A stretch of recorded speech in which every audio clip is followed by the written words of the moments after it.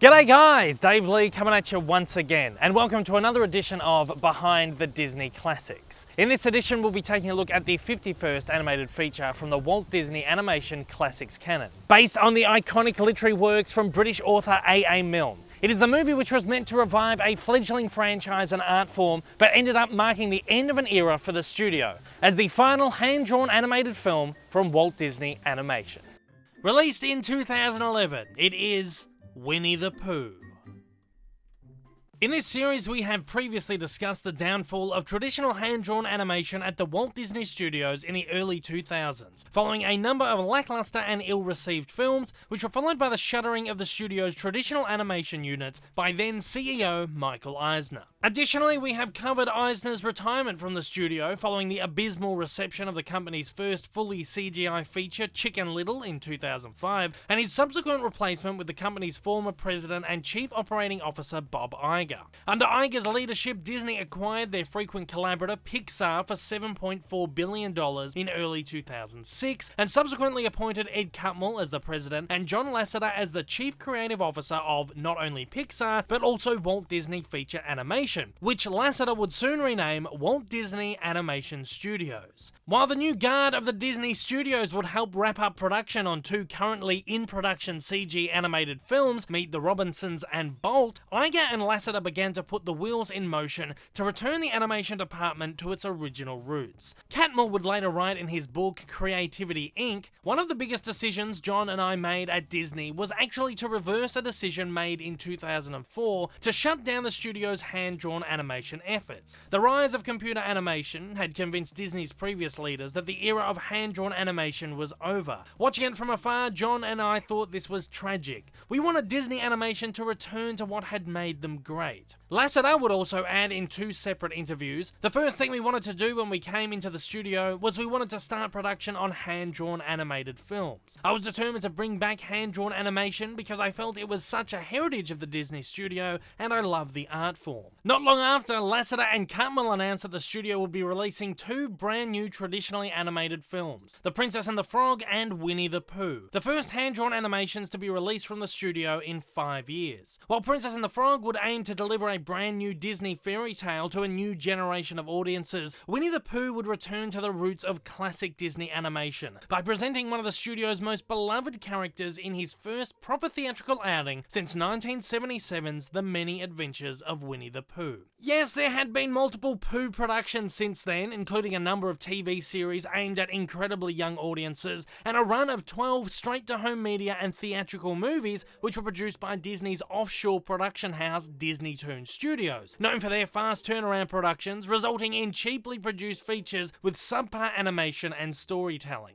None of these productions managed to capture the same wonder and enchantment of Walt Disney's original creations, and over time began to slowly degrade Walt's masterpiece franchise of cinematic shorts into a brand that was predominantly viewed as Disney's toddler brand, popular only amongst very young age groups. It's actually said that the idea to revive the Pooh stories and attempt to once again turn it into a beloved franchise for young and old was that of Iger, who had approached Lasseter and Catmull to have a go at producing a new feature. Iger and Lasseter wanted to return Pooh to his roots by creating a direct follow-up to Many Adventures and somewhat ignoring everything that came after. In an attempt to create this new Pooh feature, the Disney artists turned not only to Walt's original shorts and their ultimate compilation film Many Adventures for inspiration, but also to the short's original backbone, A.A. Milne's original stories and the illustrations by E.H. Shepard. These original sources are what inspired Walt's original Pooh shorts, and somewhere along the way, their influence had been lost on post-1970s Pooh productions. Stephen J. Anderson and Don Hall were named directors and overseers of the project after having spearheaded Meet the Robinsons towards reasonable audience and critical acclaim in 2007. The first thing Anderson and Hall did when they were thrown onto the project was read all of Milne's original stories. They picked 6 stories that had been untouched by the Disney studio, which they believed would work well on the screen, and let their animators run wild with drawing up concepts and ideas. As Anderson would note, the clay from which we then sculpt our story.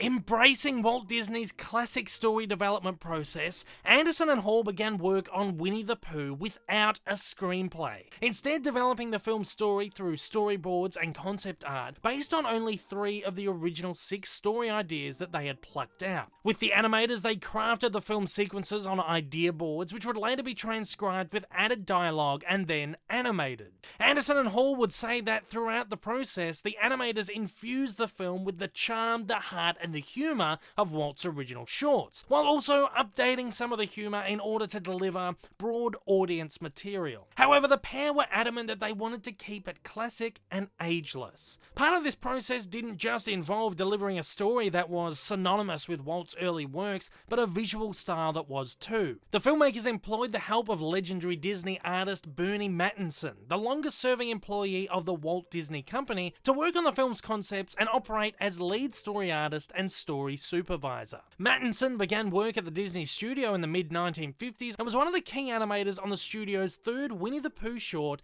Winnie the Pooh and Tigger 2, released in 1974. While Princess and the Frog used computerized assistance for its animation with the Toon Boom Harmony system, Mattinson instructed that Pooh's characters were to be hand-drawn on paper in order to embrace and maintain the artist's artwork style of the early shorts. In order to create the film's soundscape, Anderson and Hall turned to upcoming songwriters Robert Lopez and Kristen Anderson Lopez, who would go on to write the Academy Award-winning songs for 2013's Frozen, to pen 6 new songs for the feature. Additionally, actress and musician Zooey Deschanel was commissioned to record a new rendition of the classic Winnie the Pooh theme, written by Robert and Richard Sherman for the original Pooh shorts. Voice-wise, a new team of vocal artists were brought aboard the film, including comedian Craig Ferguson as Al, voice artist Tom Kenny as Rabbit, and legendary British comedian John Cleese as the film's narrator. Reprising his roles of both Winnie the Pooh and Tigger 2 was Jim Cummings, who had provided the characters' voices in all the Pooh films and series since the New Adventures of Winnie the Pooh in the late 1980s. 2011's Winnie the Pooh, however, became Cummings' first role as Pooh in a Walt Disney Animation project. So far, everything seems quite peachy, right? Well, we all know how this one ends, and it's not the happiest of endings. As I prefaced in this video, Winnie the Pooh was the film that marked the end of traditional animation at the Walt Disney Animation Studios.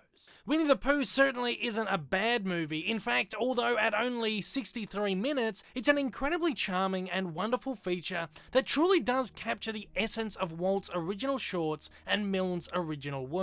So, for one of the 2 films that was supposed to revitalize Disney's traditional animation unit and bring back public interest in hand-drawn animation and the character of Pooh, what on earth went wrong?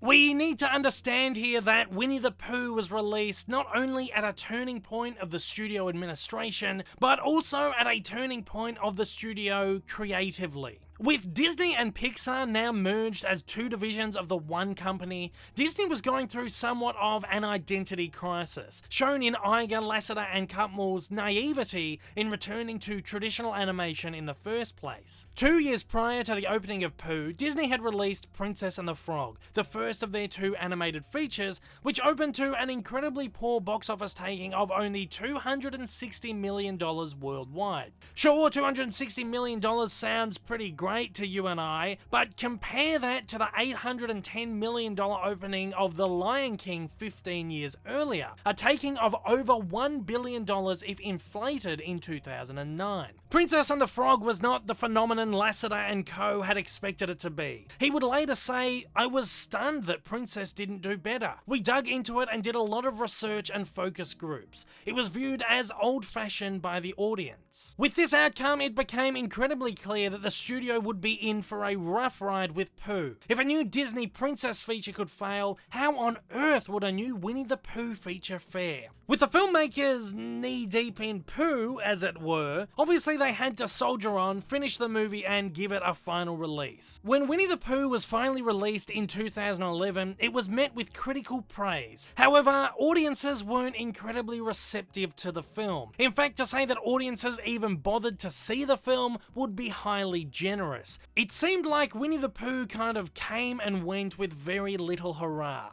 Pooh opened at only number 6 on the domestic chart and only managed to pull in $26.7 million worldwide in its entire run, with $6.4 million coming from international audiences, and of that, only $1.6 million coming from Pooh's homeland of the UK. If we are to believe that Princess and the Frog failed hard, Winnie the Pooh completely crashed and burned. Winnie the Pooh's failure can be blamed on a number of different factors, but all of these factors point to one overwhelming realization. After the failure of Princess and the Frog, it seems that the studio had practically conceded defeat with Winnie the Pooh, which was easily the most ambitious of the two projects. To start with, the movie was marketed incredibly poorly. We've discussed the problems of Disney's marketing division around the time of the identity crisis in the past, but the marketing of Pooh wasn't just bad, it barely existed. The one and only trailer for Winnie the Pooh has to be one of the worst examples of film marketing I have ever seen.